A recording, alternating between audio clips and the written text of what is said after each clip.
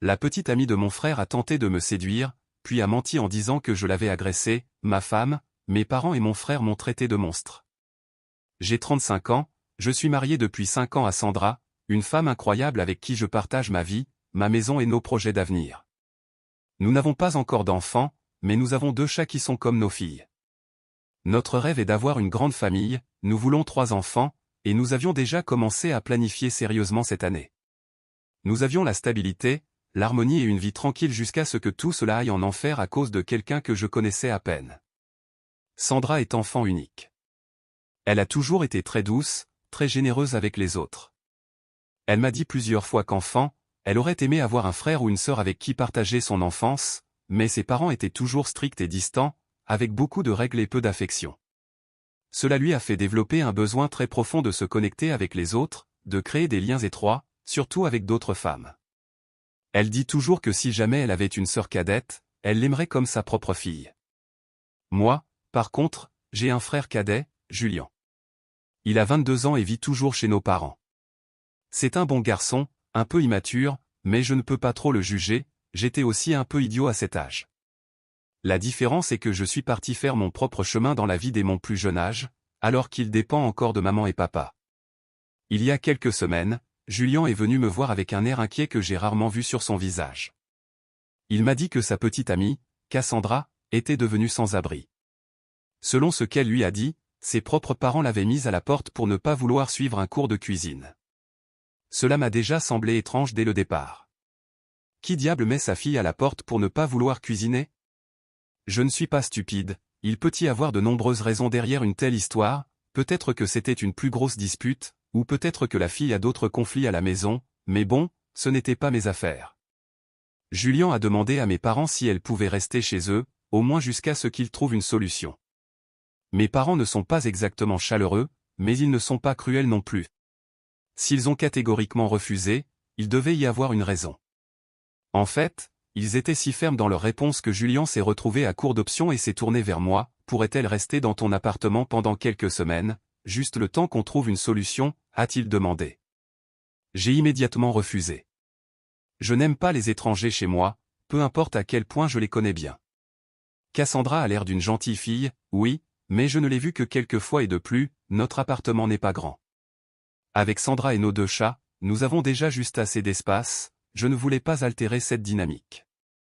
Je suis désolé, Julien, ce n'est rien de personnel, mais nous n'avons pas de place, et je ne me sentirai pas à l'aise, ai-je répondu fermement. Je pensais que ce serait la fin, mais non. Quelques heures plus tard, Sandra s'est approchée de moi avec cette expression qui mélange tendresse et entêtement. Je l'ai vue plusieurs fois quand elle veut quelque chose. Elle n'abandonne pas facilement. Chérie, on peut parler de Cassandra, je savais déjà où cela allait mener, alors j'ai soupiré. J'ai déjà dit non à Julien, ai-je répondu. Ce n'est rien contre la fille, mais nous n'avons pas la place, et tu sais que je n'aime pas avoir des gens à la maison. Sandra a insisté. Elle a dit qu'elle ressentait un lien spécial avec Cassandra, que lorsqu'elle lui parlait, elle avait l'impression qu'elles étaient des amies de toujours, que ce n'était pas juste de la laisser à la rue, que ce ne serait que pour quelques jours, que je ne devrais m'inquiéter de rien, qu'elle prendrait l'entière responsabilité de s'assurer qu'elle ne nous dérangerait pas. J'ai l'impression qu'elle pourrait être comme la sœur que je n'ai jamais eue, m'a-t-elle dit. S'il te plaît, juste pour quelques jours, je te promets qu'elle ne sera pas un fardeau. Et c'est là qu'elle m'a eu, parce que je connais ma femme, et je sais que derrière ce désir d'aider, il y a une vieille blessure, un besoin profond de créer des liens qu'elle n'a jamais pu créer. Et parce que, même si je ne le voulais pas, je ne sentais pas que j'avais le droit de dire non à quelque chose qui signifiait clairement beaucoup pour elle. Oui, ai-je dit, oui, je suis d'accord que Cassandra puisse rester chez nous pendant quelques jours, je te fais confiance pour gérer la situation, mais je ne veux pas que cela s'éternise et devienne permanent. Sandra m'a serré dans ses bras avec un sourire que je n'avais pas vu depuis longtemps. Elle était heureuse. Elle a dit que tout irait bien, que Cassandra était respectueuse et que tout serait parfait. Et pendant quelques jours, il a semblé que c'était le cas. Cassandra est arrivée avec une petite valise, polie, gentille, très reconnaissante.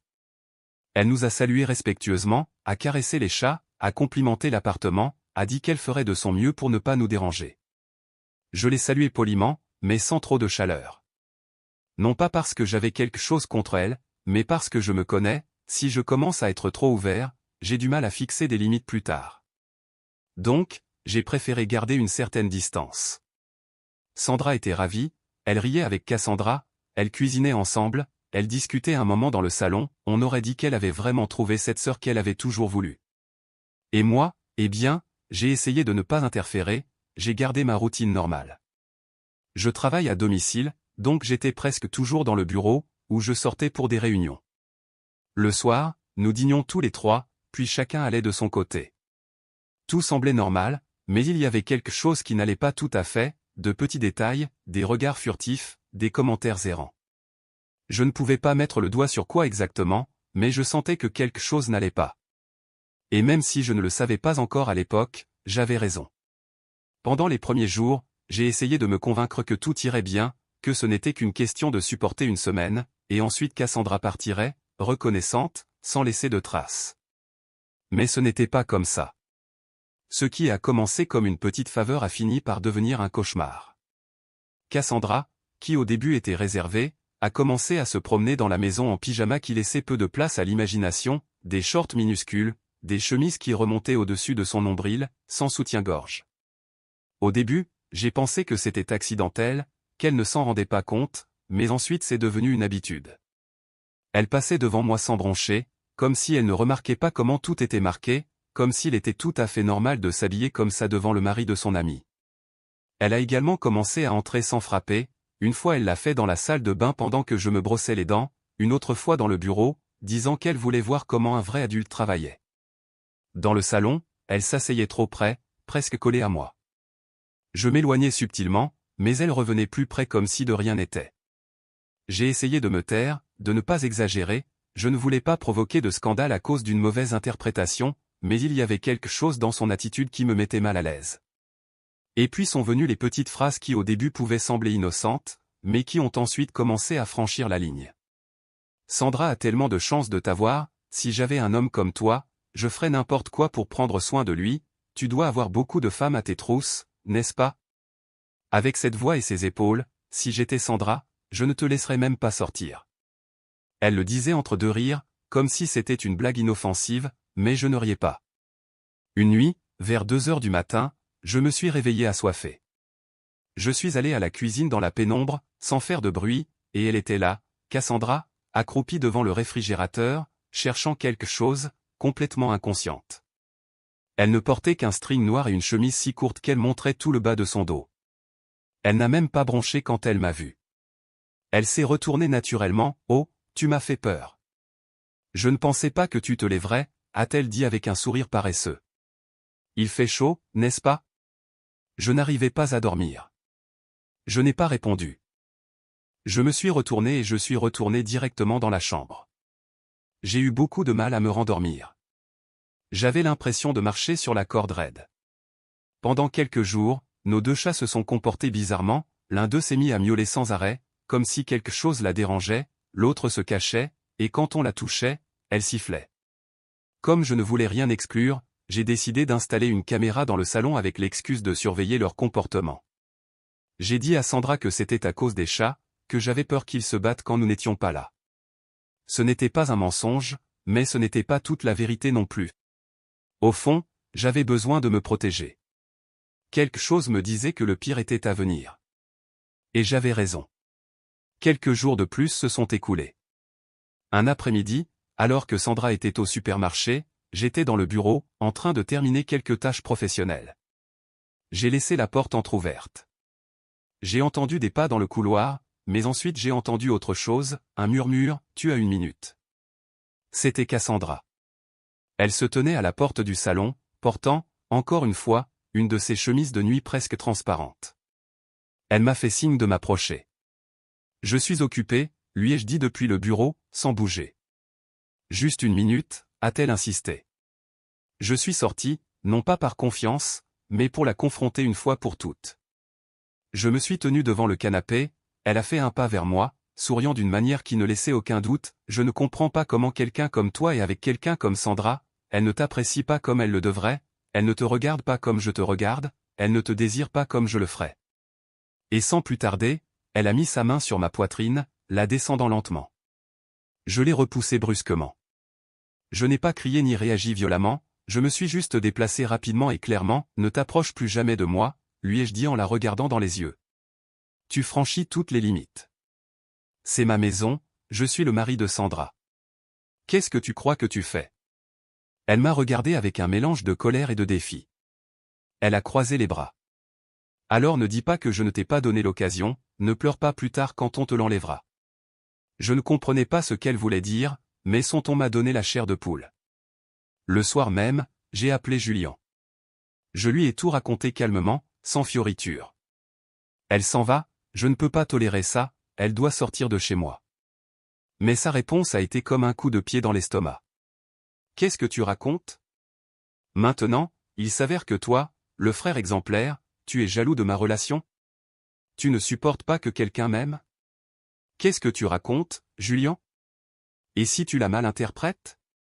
Et si elle ne voulait rien dire par là? Tu as toujours été celui qui avait raison sur tout, tu as toujours été le préféré de nos parents. Je n'arrivais pas à y croire. Je suis allé directement dans la chambre. Sandra regardait quelque chose sur sa tablette. Je lui ai tout raconté, mot pour mot, sans rien cacher. Tu es sûr de ce que tu dis, m'a-t-elle demandé, avec une expression que je n'aimais pas du tout. Tu penses que j'inventerais un truc pareil? C'est juste que Cassandra a toujours été très gentille avec moi. J'ai du mal à croire qu'elle ferait une chose pareille. Je me fiche que tu aies du mal à y croire, elle l'a fait. Et il ne s'agit pas de ce que tu aimerais croire, mais de ce qui s'est passé. J'ai déjà donné un ultimatum à ta petite sœur, elle a jusqu'à dimanche, où elle part, où vous partez toutes les deux. Sandra n'a rien dit, elle a baissé les yeux et je suis allé me coucher. Dimanche était le lendemain. J'avais passé toute la nuit précédente en silence. Sandra et moi avons à peine parlé, elle semblait distante, confuse, presque en colère contre moi, comme si tout était de ma faute. Cassandra, quant à elle, se promenait dans la maison comme si de rien n'était, comme si elle savait déjà qu'elle avait tout sous contrôle. Et le pire, c'est qu'au fond de moi, j'avais un pressentiment, quelque chose me disait qu'elle ne partirait pas sans rien faire d'autre, qu'elle n'allait pas accepter la défaite si facilement. Je l'ai regardée et j'ai vu cette lueur de mépris dans ses yeux, comme si elle attendait la bonne occasion pour porter le coup final. Cette occasion s'est présentée tôt le matin. Alors que j'allais à la cuisine pour me préparer un café, je suis tombé sur Cassandra. Je n'ai rien dit, mais dès qu'elle a été derrière moi, « Ah ah » a-t-elle crié. Et quand je me suis retourné, je l'ai vue tomber par terre. Et comme je tendais la main pour l'aider à se relever, Sandra est apparue. « Qu'est-ce qui s'est passé » a-t-elle demandé. Cassandra a levé la tête et m'a regardé les yeux pleins de larmes. « Il a essayé de me toucher » a-t-elle crié. Je suis sorti de la salle de bain et il m'a attrapé, m'a poussé contre le mur et a essayé de me toucher, mais je n'ai pas pu l'arrêter. Sandra s'est éloignée d'elle et m'a regardé comme si j'étais un monstre. « Qu'est-ce que tu as fait, espèce de malade » m'a-t-elle crié, « comment as-tu pu lui faire ça? Qu'est-ce que tu racontes? C'est un mensonge, était tout ce que je pouvais dire dans mon état de choc. Tu es un porc, une ordure, tu me dégoûtes. Sandra, s'il te plaît, écoute-moi. Non, je ne veux pas t'entendre, je vais te dénoncer, je vais appeler la police tout de suite. Puis, s'adressant à Cassandra, elle s'est mise à s'excuser. Si j'ai bien compris, Cassandra lui avait dit que je la regardais, qu'elle avait un peu peur d'être près de moi. Cassandra a continué à pleurer, serrant Sandra dans ses bras comme si elle était dans un feuilleton à l'eau de rose. Elle pleurait sans une seule vraie larme, mais elle le faisait si bien que pendant une seconde, j'ai pensé qu'elle l'avait cru elle-même. En un instant, tout a empiré. Cassandra a tapé frénétiquement sur son téléphone, et quelques minutes plus tard, mon téléphone portable a commencé à sonner, c'était ma mère, puis mon père, puis Julien. J'ai répondu à l'appel de mon père. « Qu'est-ce que tu as fait, bon sang » m'a crié mon père sans me saluer, « tu as touché la petite amie de ton frère? Tu es malade ou quoi? Papa, ce n'est pas vrai, cette fille ment. Ne me donne pas d'excuses. Tu ne sais pas la honte que tu causes. Toujours si correct, si parfait, et à la fin, tu te révèles être une ordure. » J'ai raccroché sans rien dire. Je me suis tenu là, au milieu du couloir, pendant que le monde entier me crachait au visage pour quelque chose que je n'avais pas fait. Sandra a attrapé son téléphone portable. Je vais appeler la police. Et finalement, j'ai parlé. Calmement, sereinement, sans élever la voix. Donc, comme je n'ai pas cédé à tes avances, maintenant tu fais ce coup-là. Quelle salope tu es! Cassandra s'est figée, sa performance s'est arrêtée brusquement. Pour la première fois depuis des jours, elle a perdu le contrôle. Qu'est-ce que tu as dit? J'ai dit que tu étais une menteuse, et ça va te coûter cher. Sandra s'est avancée vers moi, furieuse. Ne l'insulte plus. Elle souffre. Souffrir de quoi? Que je ne la laisse pas me toucher? Que je ne l'embrasse pas? Que je la rejette? Tais-toi. Tu ne peux pas parler après ce que tu as fait.